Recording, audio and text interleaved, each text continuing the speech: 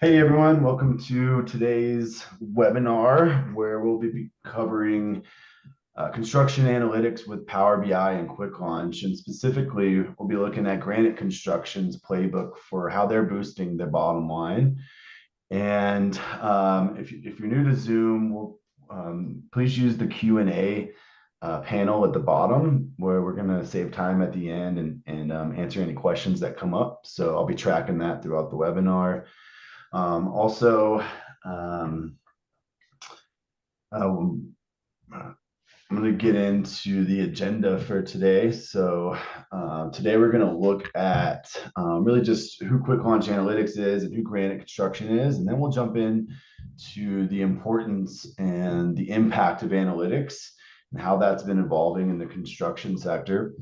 And specifically, we'll look at 13 construction analytics case studies or use cases, and then we'll look at questions at the end.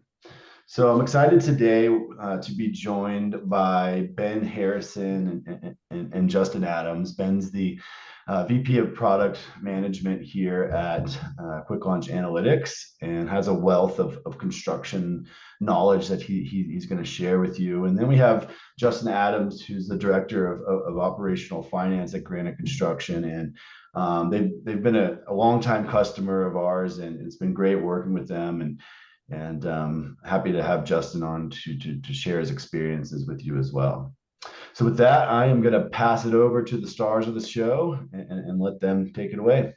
Ben, you want to? Thanks, David. Just a quick thing about QuickLaunch Analytics. We're a company that delivers comprehensive, it's a platform that centralizes and transforms your data ecosystem into a unified, enterprise-wide foundation for trusted information. This allows companies to accelerate time to insights and drive business outcomes that were previously not possible. I've been at QuickLaunch Analytics for 7 years. Before that, I've spent about 18 years with a construction company here in Northern California called Tyker Construction. It does similar work to what Granite does, and so Justin and I have a lot of common, analytical questions and background. Thanks, Ben. David, super excited about today. Hopefully you all can hear me. Just a quick shout out to Granite Construction. Been in business for over 100 years. Of course, I have not been at Granite that entire time, of course, but been working with the team about 6 years, along with Ben, been in construction for quite some time. One thing that I will say about Granite is that we do construction. We also do plant materials. We mine aggregates and we make asphalt. So we have little factories along the West Coast, which you can see from the, thanks for sharing that. Home markets, construction, everything in green. We've also got some new plants and offices set up through acquisitions in Tennessee, Mississippi.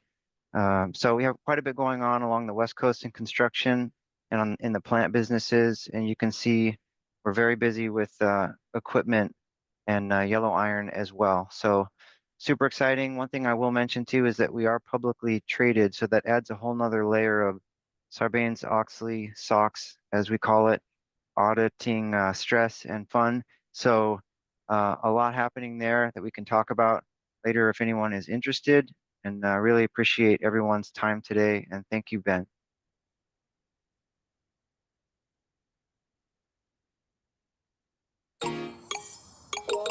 Take what you do best and create a website that's worthy of it.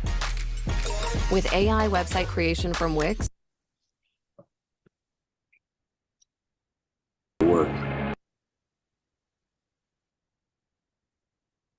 Thanks, Ben. Yeah, that video clip is awesome. It really gives me the chills. It's impactful, funny, and I just wanted to start off today by saying that obviously Ben is Brad Pitt and I'm Jonah Hill. So when Ben points to me, I speak.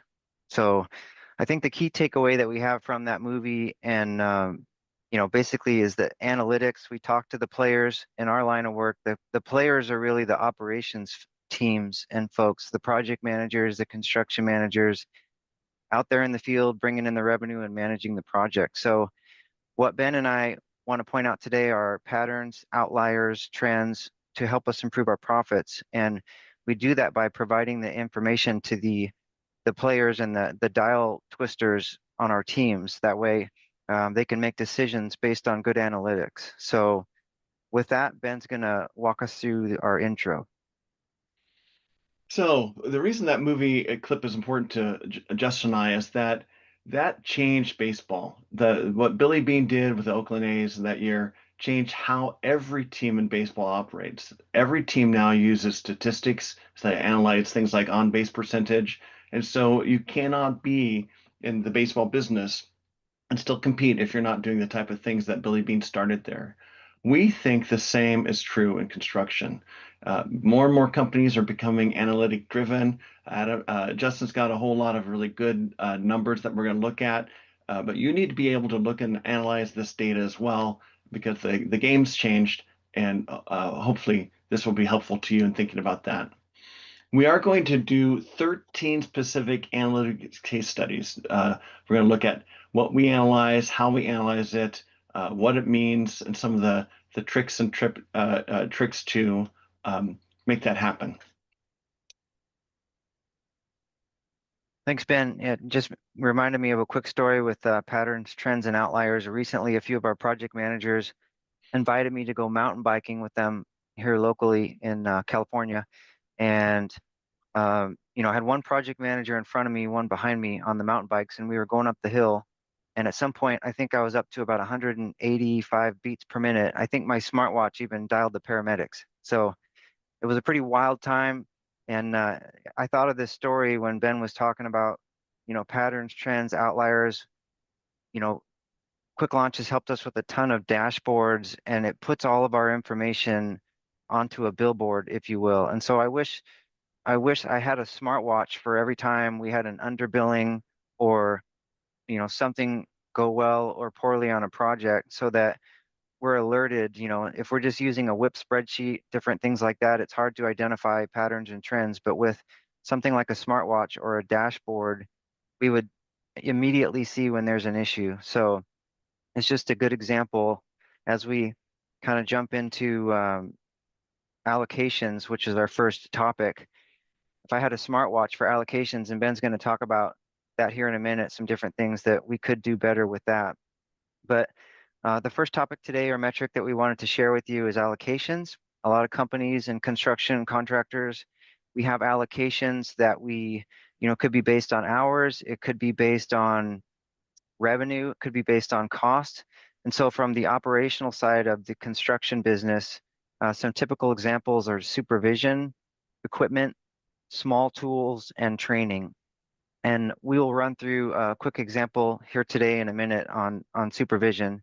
But I just wanted to mention there are also things on the corporate side of the business. So I'm more of a regional or area specific leader, if you will. Some of the folks in the audience might be corporate or in charge of the entire company.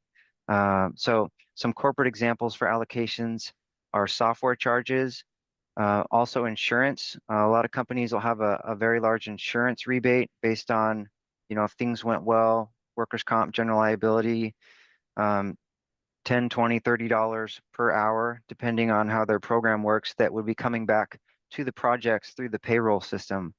Also, bulk purchasing, energy, oil, asphalt, concrete, there are different types of rebates. So let's jump back just for a second on the supervision example. So say we set our rate at $10 per craft hour, and we had 100,000 craft hours for the year. So that's $1 million that would be allocated out of each project, and then that would be a debit, if you will, on the accounting side, and then credited to a bucket.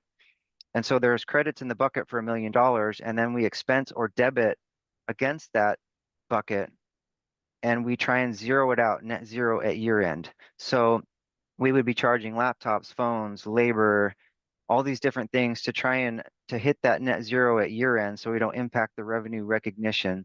So that's a perfect example of how the supervision allocation would work. It comes out of projects, and then it goes into a bucket, and then we watch and monitor that. And these are really important metrics that we want to track, so that we know exactly if we're utilizing our supervision properly from the accounting side. And Ben wanted to take us through some ways we could do that a little better. It's so like Granite, Tiger did the exact same processes. We had allocation accounts, and I didn't have these tools back when I did this work, but I wish I did. The way I'd analyze it now is I'd look at each account, and what I'm seeing in the big kind of card charts here, for equipment, I'm seeing a balance between, oops, sorry about that. Equipment showing 150. That's the kind of the account balance, and I can see it's green because last year it was 130 and my budget was 120. Training looks bad here because last year I was at 48, the balance was 48, and I should be at 50. This is in $1,000 or hundreds of $1,000s, but the thing I want to know is not just that number, not just that I've got a lower balance in it, but I want to understand the credits and the cost over time. So I would chart this to where I've got kind of the cost is showing this light blue line here. I've got the credit in the dark blue line, and then the net is that kind of that orange sort of bar with the purple line being the job to date. And obviously, you want to end at zero, just as Justin said, and that's hard to do. But if you don't end at zero, you've either overcharged your jobs, so you lowered your job profit, or you've got this big loss at the end that you're going to have to take out of this allocation job. In this case, I'd be looking at this year, and I see that I've got a very different trend, and I'm seeing the costs. So the idea is I want some context to that $45,000, essentially behind the plan, and I need to understand it looks like it's that my costs are higher this year than they have been. So that's the type of analysis I would like to do on this, that type of work. Thanks, Ben. That's great information, and we can jump in. And I also wanted to mention that a reason why you might not want to set your rates too high, because it could also affect your bids. So if you go in with a super high rate on allocations or some of the different allocations, it might cause you to be overpriced or outbid, not win the bid or come in second or third place because you put too much money into the bid for these allocations. So it's a delicate mix. And we can jump right into operational cash flow. And what we mean here is this is cash coming in and going out for our projects. So it's not necessarily the accrual process, revenue and cost on the jobs. It's actual money movement, and it has a big impact on if we can meet payroll, if we have money coming in and out, it affects our business. So you can see we track with the dashboard that we have on the screen. We have multiple dashboards with this one. And unfortunately, by the nature of accounting, this is only good through the last accounting close. So keep that in mind because the next slide, it gets a little better with that timing aspect. But this is year-to-date, job-to-date timing. We show percent complete of the project, and that's cost to complete method of accounting. We have the budget and then the forecast. We have a column for DSO. So hey, if we're trying to beat 40 days on our DSO, that's days in AR. That's how many days it takes our clients, our customers to pay us. And then we're tracking over and under billings. If we have some big under billings, that's something that we're going to talk about today to watch out for. If we have an under billing, we might have a claim or an unsigned change order. So we want to focus on those things. Did we miss a billing? Also, we can look at operational cash flow as a percentage of revenue. That's another good metric. We can slice this report by project manager, by area. So really powerful, this report here. And as Ben jumps to the next report, you'll see it gets more into the collection side of the business. So for operational cash flow, and Justin, can I just jump in on this because I love this report, and this is obviously not the exact Granite report because we want to protect Granite's numbers. But the idea that on this, what normally is like in the WIP report review, you're adding AR and past due and retainage. So you're looking for those outliers or those things that stand out to help you understand what's happening with the cash flow on that net accrued of billing. So sorry, I get excited about these type of things. No, that's thanks a lot, and it really makes it easy to spot underbillings because you can sort and filter. You can click on underbillings, and it'll bring all the underbillings to the top. Or if you want to look at the overbillings, you can sort it that way. And so it just makes it very easy to have all your information, your 40, 50, 100 projects on one, on one dashboard, and you can you can sort and filter. It's really very powerful. And if we jump, okay, so thanks, Ben. So this one is refreshed daily. So this is cash receipts. So any money coming in from clients. So you can see, we're at 4.6 million on that project, La Errata on the top. So that's bad. I mean, anything in the 1 to 30 range and on are late payments. So for whatever region, maybe we have a claim, maybe we have some unsigned change orders, we have some different issues on the project as we're closing out. Sometimes it's hard to close these jobs out. So if we have $4 million that are 120 days past due, we want to be speaking with the client, the project teams, trying to figure out how we can resolve the issue. You can sort and filter this by project manager. We look at retention quite a bit. And if the project is 98, 99, 100% complete, then we really start focusing on retention. Can we release half the retention? Can we get all the retention? Is there, what's holding that up? Is it a punch list? So it's really very powerful. This is saving us a ton of time we don't have to go into, JD Edwards or Viewpoint Vista, whatever our accounting program is, and print out 1,000-page spreadsheet now for an AR report and try and look at the information that way. We have it by customer or by project on the screen. So it makes it, it's just great information to have and to share with our project teams. And so I know at this point we've kind of beaten cash flow to death. I'd say that we're on cash flow like dead on Elvis at this point. So we're going to jump to the next one, which if there are a bunch of accounting folks on the call today, I can hear the excitement. We're going to talk about net working capital, which is basically net assets minus liabilities. So it's current assets minus current liabilities. And that's a ratio. There's also there's also a working capital ratio, and then there's working capital turnover. There's a lot of different ways to slice and dice it, but with the ratio, you want to be between 1.5 and 2.0. Those are good targets. And so obviously that would mean you have twice as many assets as liabilities at the 2.0 or more. So, and we can break it down further. If it were net working capital over revenue, you'd want to be in the 10 to 20% range. So for example, if our net working capital were maybe 2.5 million and revenue for the year, because you want to annualize if you can. Sometimes it's hard to run these numbers through March. It's easier to look at the whole year. But if you had $2.7 million, for example, in net working capital over a $50 million year, that would put you at 5%. So that these are seasonal things that we want to annualize throughout the year as we measure. So, and the next slide, Ben, it kind of goes in and talks about what makes up the current asset and then what makes up the current liability. And these are things that you can go in and design, and you just want to keep an eye on your underbillings and overbillings. And I just wanted to mention something that affects me and the projects that we're working on in California. If we do really well at overbillings, it brings down our net working capital numbers, but it really helps our cash flow and our bank account. So if we have big overbillings, it kills the net working capital, but plenty of cash. So you have to be able to explain that to your audit team and your CFO and those folks. And I don't know if you wanted to add anything on that one, Ben.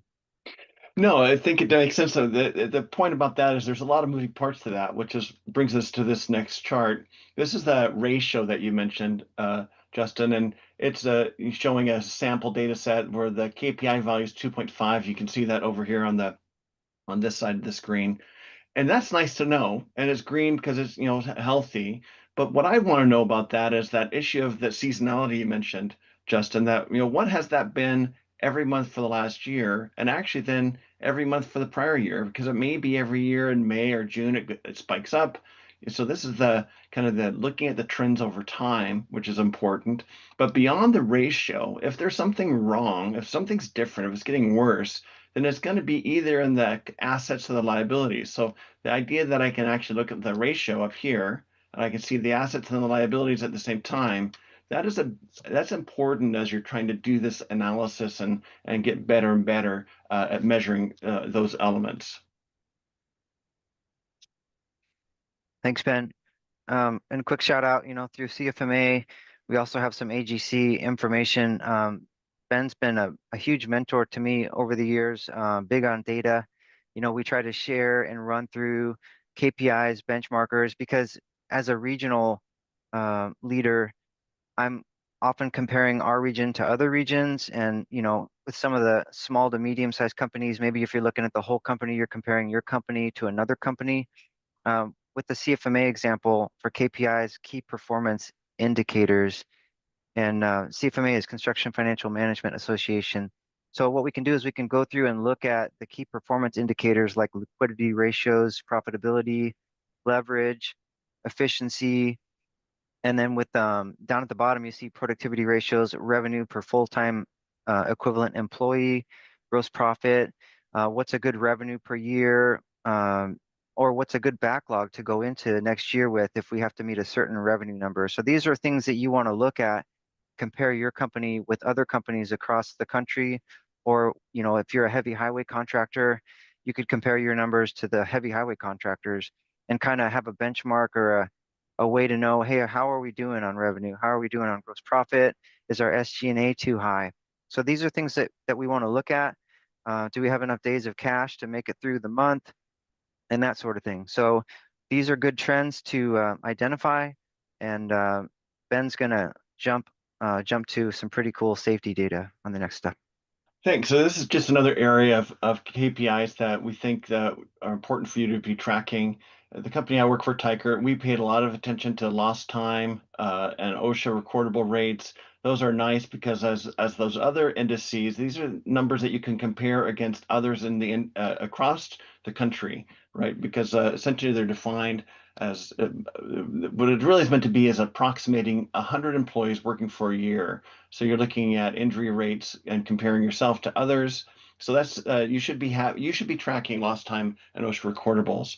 Beyond that, we paid a lot of attention to safety. Even in the office, I've got my Homer Simpson there. They'd come in and do ergonomic things to make sure that we were well positioned for office safety. In the field, we did some of this type of analysis where I might be looking at the days away and the summer treatment, looking for trends of that's on this side where I'm looking at treatment costs and days away. And you'd think that, well, this data here, this hand data, would not be that significant, but it was. What we found was that it was very expensive.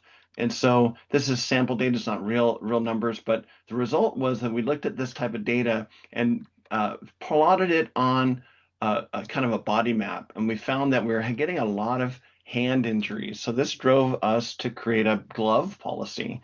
Glove policy wasn't always popular, but it just made sense and we had the data to back it up. So when people said, well, why are you making us wear gloves from these different operations? We could show the data and drive improvements that way. So part of this, again, is thinking about how else you might use data and what ways to accomplish good things for your company. Just a little bit of humor in here. We're going to be getting into a bunch of metrics now that are around forecasts, the forecasting being a really hard thing to do. So we'll talk about the specifics of it, but doing forecasts is a big part of analysis, specifically in backlog. So I, at Tyker, really cared about the backlog, looking at it by estimated and actual gross profit by region, whether it's public or private, what type of risks there were. Backlog became part of my biggest forecasting that I did, of looking at what's my current backlog and what's it likely to be, what's the likely profit that's coming out of that backlog. I would look at trends over time. If you look at this bottom chart here, I would be very interested. This is a 3-year look at my backlog, and I particularly was looking at cases where I might have a lot of backlog, but the gray line is the estimated profit or the remaining profit on that. So if I had a big spike in revenue, backlog revenue, and a drop in the gray line, that meant I'm going to have a tough time in the next year. Essentially, I was getting a lot more work at a lot lower margin, and that backlog becomes, depending on the company, 50 to 60% of the next 6 months to a year of your work. So understanding and managing backlog was a really big deal. Again, I mentioned I looked at it by customer, by public-private, by location and regions, every which way I could, because my management was looking at my forecast for where we're going to end up this year, and backlog became a really significant part of that. And Justin, I think you say that the same thing's true at Granite. Yeah, this is a big one. We spend a lot of time on backlog, and I know we can't probably do a show of hands today, but I just wanted to see if everyone's kind of in the loop on what backlog means. What our, the session today is not super advanced. It's more in the intermediate range, but sometimes people get a little confused on backlog, and then we also look at low bid, not award.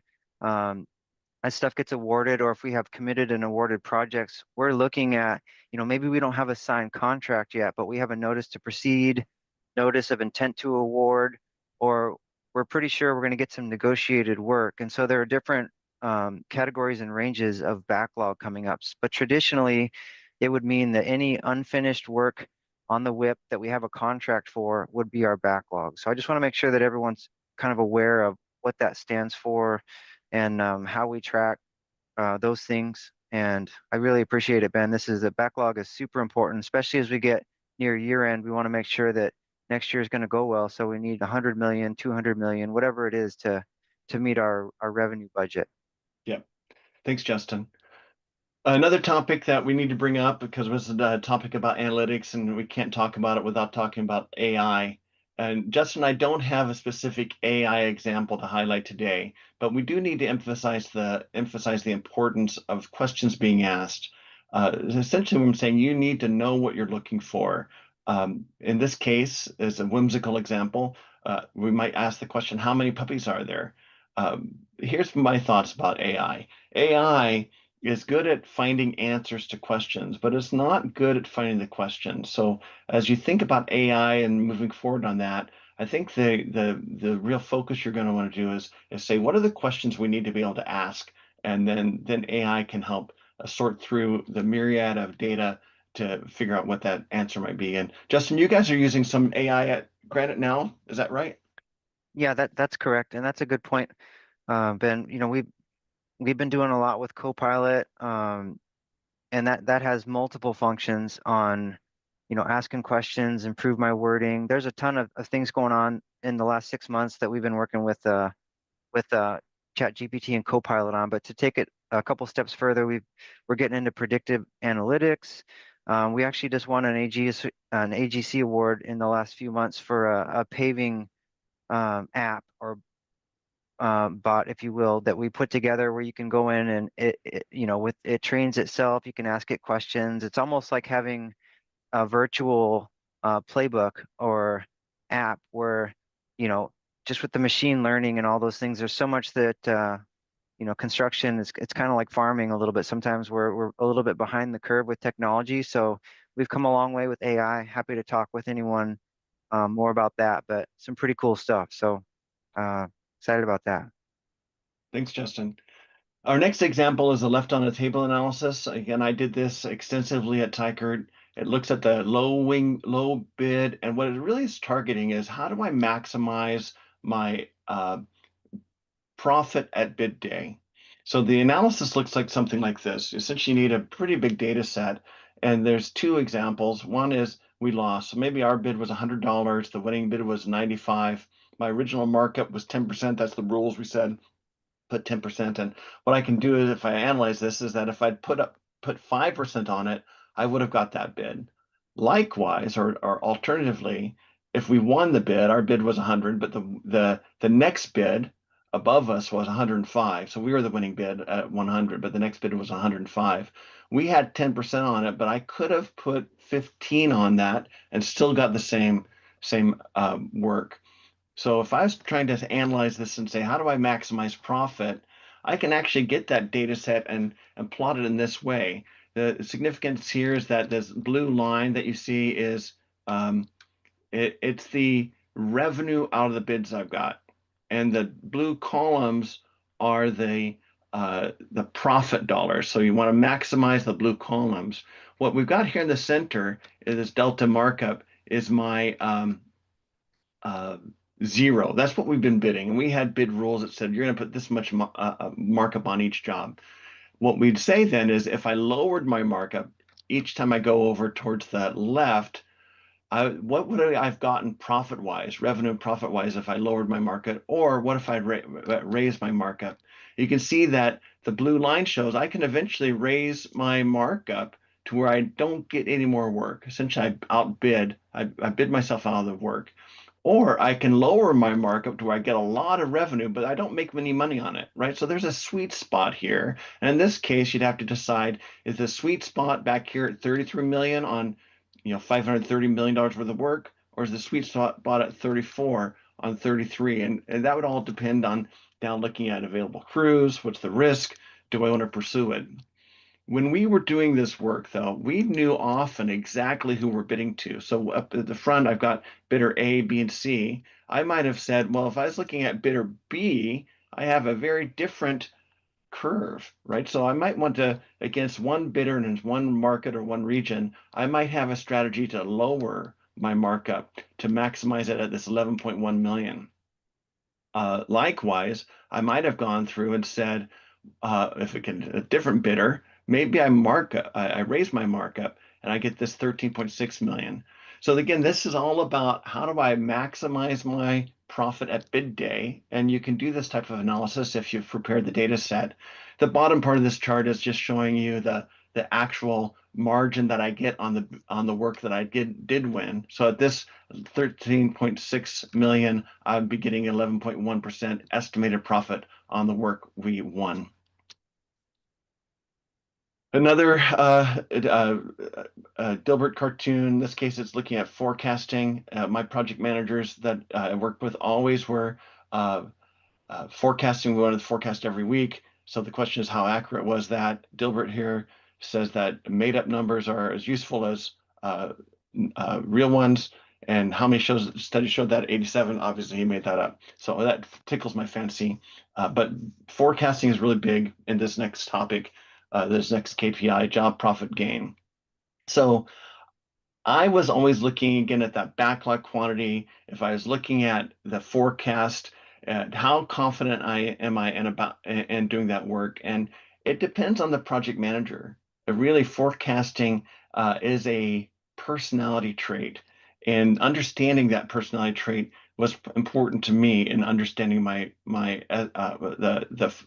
backlog forecast amount. So I think there's four major categories of personality. One is a sandbagger, that's represented by this blue line. You can see it comes out here, and at the end of the job, I get a whole lot of profit at the very end. That person sandbagged and he let go of the estimated profit. What I'm plotting here is time as the job goes on, and whether I beat my budget. So he was making his budget, and then he beat the budget at the very end. An optimist might be someone who early on says, oh, I'm going to beat my budget. So they give you some profit right away, and at the end of the job, they lose that. Now, I had a project manager who did this every single job. He was a very good project manager. We kept him, but I knew every job he did was going to have a slight fade in the end. It'd still be profitable, but some of the profit he'd promised me was going to disappear with lost invoices that come in at the end of the job. Likewise, I had certain project managers who were pessimists. They counted everything that's going to go wrong, and they would be essentially represented by this green line. And at the end of the job, they might come back, but at least they took this. Now, here's my position. It's much better to know about these gains and losses earlier in the job than late in the job. From your surety's point of view, from your bank's point of view, the sooner you know about great gains or great losses, the more confidence they have in the fact that your company knows what's going on in their business. The light blue line, I labeled trouble here, is that sad case when a job goes bad and it just keeps on getting worse. And that's been my experience. Bad jobs get worse, whether it's a bad setup, a bad customer, a bad plan, or even bad execution, or all combined. When you see a job that's gone down in over under for multiple months in a row, that job is not going to recover. And if you've got one of those jobs in your backlog that you're trying to forecast, you should cover all your bets you can, because it's going to be worse than you imagine. So that's the kind of the setup. The point is that this is real data. When I usually use this data, it's not actually that useful while the job's ongoing and underway, but it is very useful to look at that personality type and understand, okay, I've got a that optimist here, there's a fade at the end, or I've got someone who's always, dropping a gain, or this blue line again is that sandbagger who gave me some profit at the very end of the job. Justin, you had some ideas about personality here as well, and it matters to you. Yeah, no, I appreciate it, Ben. We've got a few pessimists or the green lines, if you know, for the last slide, and it just makes it tough. And I just, it just kind of reminds me of an old quote: "You can't fall out of bed when you're sleeping on the floor." It's hard to with the pessimism and the sandbagging, it makes it really hard to have forecasting accuracy, and that's really important, especially if you're a public corporation, or if if your owners are big on accuracy. They want to make sure, hey, are we going to make 10%? Are we going to make 15%, 5%? Let's just get it right, because when you have big write-ups, it's not as big of a deal as write-downs or losses, but it's still, if you're off, you're off, and we can't. It just makes the forecasting hard to explain to the owners or to the audit team. And a lot of our project managers are from the DISC. If anyone wants to talk more about that, I'm happy to meet with you. But a lot of the project managers are a high DC, very independent, very direct, can handle big data, and they're very independent. Sometimes they don't want to communicate with the accounting team and let us know, hey, we're going to take a loss on this. We're not going to get this change order approved. It's just communication. So, and to Ben's point, we talked about estimating. We want to get that information, especially on unit price jobs. We want to get that information back to the estimating team. Hey, we're not doing real well with our paving, and it's not going well on our curbs, curb and gutter. So we want to get that information back to the team, so we don't, lessons learned. So thanks for asking on that one, Ben, and go ahead. And thanks for bringing up the unit pricing, because that's a really important part of this next example I've got of historical cost analysis. And again, I try to do this extensively at Tykert. This is an example of potholing. It's a type of work that heavy highway contractors do, but the idea is the same. What I'm looking at over in this chart with the bubbles, the scatter chart, is I'm looking at estimated unit cost on the x-axis and actual unit cost on the y-axis. And if my processes are aligned, where the estimators understand what is actually happening in the field, then you would expect there to be a correlation between these two, along the lines of this little golden line. Where there's the estimated unit price and the actual unit price or costs are similar. So you get kind of a pattern around this. Now you notice in this scatter chart, there is no pattern, not by dot size, not by job size or the quantities. There just seems to be no correlation at all. That's reinforced by this waterfall chart, where I'm looking at the variance by job. In a perfect world, half of the jobs, if my estimating and my actual actual work were aligned, I'd have as many red lines as green lines over here. Essentially, half the time I beat my cost and half the time I don't. The fact that they're imbalanced here lets me know that the estimators don't understand how the project managers are doing potholing. So this is an opportunity for us to go and improve that process. And that's what good analytics should do. It should not only confirm what's going well, it should give you kind of insights into what's not going that well.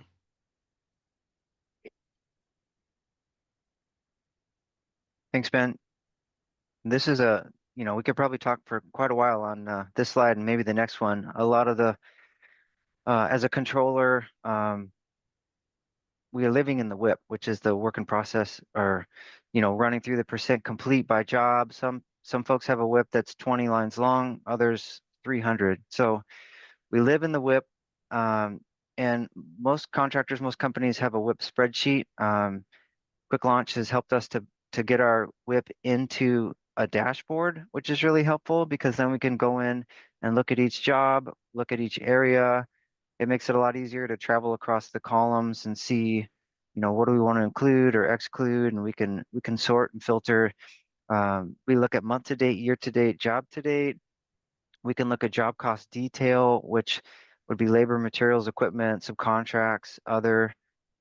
We can look at overbillings, underbillings, the change order. We have a dashboard that we've put together for forecasting and then for change order logs, which is really helpful with ASC 606 revenue recognition.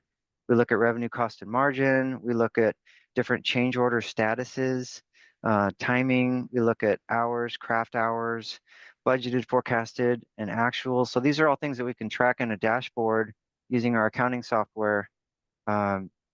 It's very helpful because otherwise it's a ton of data and it's overwhelming.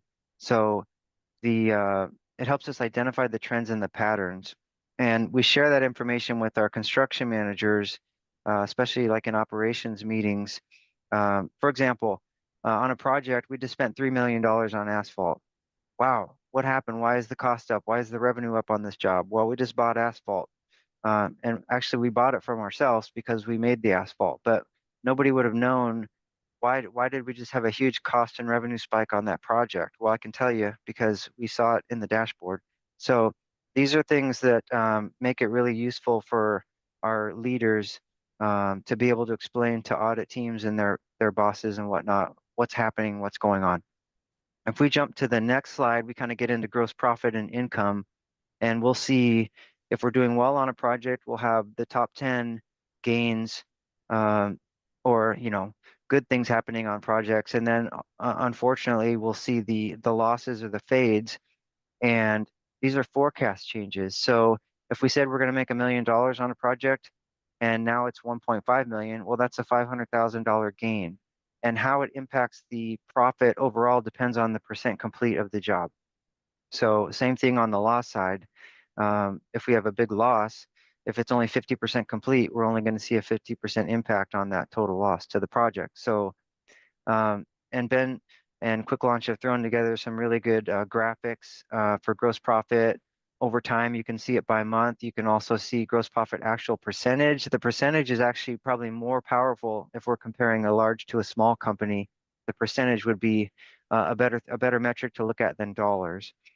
Also, we have a lot of unit price contracts, whereas some of the folks in the audience or listening in the future, if you're on a lump sum project or you do a lot of buildings or industrial projects, you might be lump sum or T&M. So the contract type comes into play and would really impact how you design your dashboards, looking at trends and outliers. We also want to track risk and contingencies. So if the job's halfway over, we had $1 million contingency up front. Well, hopefully we have about 500K left in contingency money for the different things that we were worried about originally. So thanks, Ben. Sorry. So yeah, that's perfect. So as we budget each year, and this is something that I told Ben the other day that, hey, they want us to do a 5-year budget or a long range plan. And this was the look on our face because we have trouble budgeting for this year or next year. How am I going to budget for 5 years? So there's a lot of pressure lately for companies, to diversify markets, buy other companies if you have the cash, just looking at different things. Hey, can we start doing our own concrete, our own asphalt? Can we self-perform more or sub less things out to and looking at higher profit margins, resource sharing. We want to improve our people. We have to train them better, and development. We don't want to lose people so that we can grow. Should we get more into private markets? So these are a lot of discussion points, and just a few graphics that kind of go with it. Hey, if we're doing a lot of paving, we're going to have a big revenue per craft hour number, or with backlog. These are just different things that we measure, and we try and see, hey, how are we doing? Sometimes in Q1, it's not a very busy season, but in Q3, we're hot and heavy with paving or concrete, different things. So these are things that you want to know what's happening. You want to talk to your construction managers and project managers. So it all starts to make sense. And then with the mobile equipment, this is, you can see we've got a dozer in the picture here. We're dealing with scrapers, pavers, a lot of heavy equipment. Some of these pieces of equipment are $1 million, $2 million.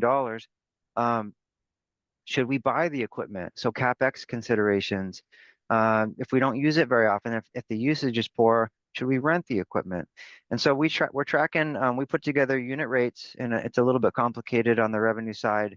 And based on usage, if usage is going well, if we're paving a lot or if we're moving a lot of dirt, the revenue side is going to be good. And then we track the expense side, depreciation and rent, fuel and lube, major minor repairs, tires, tax and insurance, ground engaging tools, and shop. So these are just some metrics and some names that we've given these expenses, and it's revenue minus the expense.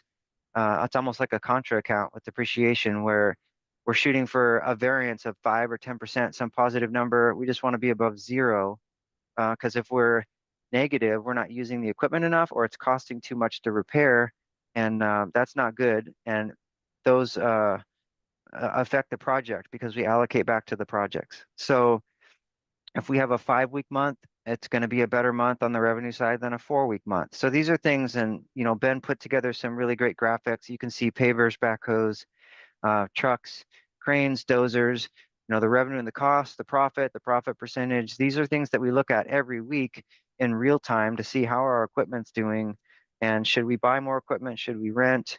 And there's a lot of pressure on our equipment business. We want to make sure that, hey, we just bought a new paver, are we utilizing it? And just a ton of scrutiny from the VPs and whatnot. The other day, my boss said, "How long have you worked here, not counting tomorrow?" He was just kidding around, but you get what I'm saying, right? There's a lot of pressure when it comes to our equipment. So, and a lot of people get stressed out about if we have to rent a lot, because it's more expensive. Go ahead, Ben. And I think obviously Tigard's is similar to Granite. Equipment is a major part of the cost of the construction, right? So it becomes it's not a minor component that you can pass on. You need to manage it. It's a competitive advantage to manage your fleet well. So thanks, Ben. Yeah. And we have all this information. Ben could talk to you more about data lake, data warehouse, all this stuff. They've helped us build all kinds of cool dashboards and data warehouse and ways for our accounting information, our safety information, for all these things to talk in and amongst itself or to each other. And it's just a great way to have all the information to where we can spot the trends and the outliers. And we'll try to wrap up here. I know we got about 9 minutes left, but we can run through the topics again and takeaways. So we've talked about these 13 items. This is the chart just to mention. We've not even begun to scratch the surface. There's so much data to analyze, and it's not mind-numbing. The world is vast in terms of where we can go with analytics and construction. So we did talk about these 13 specific ones today. Hopefully some of this was insightful to you. As Justin said, we love talking about these things, but happy to answer any more questions. I do think there's a few takeaways, at least from my point of view. And one is that KPIs drive improvements. If you're not measuring it, you're not likely to improve at it. So if you do want to get better at something, one of those KPIs appeals to you, pick one that's important and then work at it. You can't do them all at once. It's going to be it's too many things to do. You do want to learn how to use those visualizations. I showed you scatter charts, waterfall charts.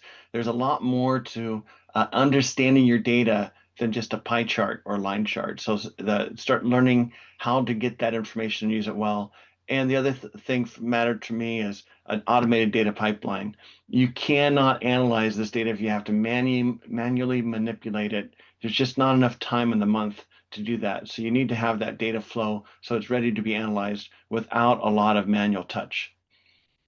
And Justin, those last two, I think, bullets were ones that matter to you. Yeah, some big takeaways for today, I would say, are we just want to relay and coordinate with operations. We want to get the information to the construction managers and project managers. Otherwise, because we're just the reporters, we report the news, we don't make the news. But they're out there on the jobs making the money, and it's awesome to get them the information. We want to also have meetings where we can talk about trends and outliers in a group setting, so we're all on the same page. So we don't want to do things in a silo or a vacuum. I just really appreciate David and Ben and QuickLaunch with helping us with the information. That's helped us to really be more successful and turn a lot of our managers into mini controllers. Saves us a lot of time. So So this is time for question. David, did we get any questions in the chat? Yeah, we did. And thanks guys for reviewing that. That was a lot of great, helpful information. I know I learned a lot about construction in that hour. We did have one question come in that was around the left on the table example or use case, you guys, and it was, where does the data come from to track or to create this chart? Oh, sure. Again, I made that data when I worked at Tykert. We had a bid system that we used. It was actually a custom grown application. So we did not keep that. We used JD Edwards and then Vista for a while. So that wasn't our ERP system. So you need to have some place where you're tracking those bids, particularly the next bidder, either above or below. And then there is some data manipulation because you have to dynamically calculate, what your revenue would have been at each level of that markup change. So it's a manual effort to create that data, which is why I just said you shouldn't have a manual effort, but that's how I did it then at the time. Got it. Cool. We had another question that it was where can I get the KPIs that I can use to compare my company with other companies? Justin, you want to grab that? Oh, sure. Yeah. I would just recommend checking out the CFMA information. There's a lot of different, the Construction Financial Management Association. I can drop the website in the chat. The membership's really reasonable, and there's a lot of different levels of how much data you can get. Like for me, I've been a member for a while. It's pretty reasonable for the membership, and then I pay, I think it's like $300 or $400 to get the spreadsheet, or just even with the different webinars and conferences, they put out a lot of PDFs and PPT files on. It just depends on how much detail you want. Like the spreadsheet comes with about 200 plus metrics, or if that's too much information, they've got some boiled down or distilled down versions too as well. So I know AGC has some good stuff as well. I think the CFMA one is probably the most powerful. Like even when I asked Copilot where to find KPI financial benchmarks, it sent me to CFMA. So happy to meet with people after the meeting to kind of run through some high level stuff or point you in the right direction too. So That's very helpful, Justin. Thank you. Are you taking that CFMA provided spreadsheet and pulling it into Power BI? no, that's a good question, David. I know Ben. I know QuickLaunch team has done some of that. I don't know, Ben, if you want to take that one, but Yeah, we did map out the CFMA results. What that does just show the average of the industry, and you can slice and dice it in Power BI. It's kind of a fun exercise to do that we can share with people. That does not have Granite's data in it, or it doesn't have any of our customers' data in it. It's just the industry-wide data because all of our customer data is very private and it doesn't ever get shared. no, it's a good point. Yeah, Ben put some really cool pictures together with that in Power BI. And it was similar to what I showed, but what we showed earlier was a spreadsheet, and they're up to almost 2,000 respondents across the country, contractors and subcontractors, specialty contractors, general contractors, heavy highway, residential, general, almost 2,000 respondents annually with that program. So it's some pretty cool data. That it is anonymous too, by the way. So. All right, awesome. Well, those were the only two questions we had. So I guess now I'll say a big thank you to Ben and Justin and everybody else for coming out and spending some time with us today. We look forward to seeing you at some upcoming events in the future. So thank you. Thanks, everybody. Thank you very much.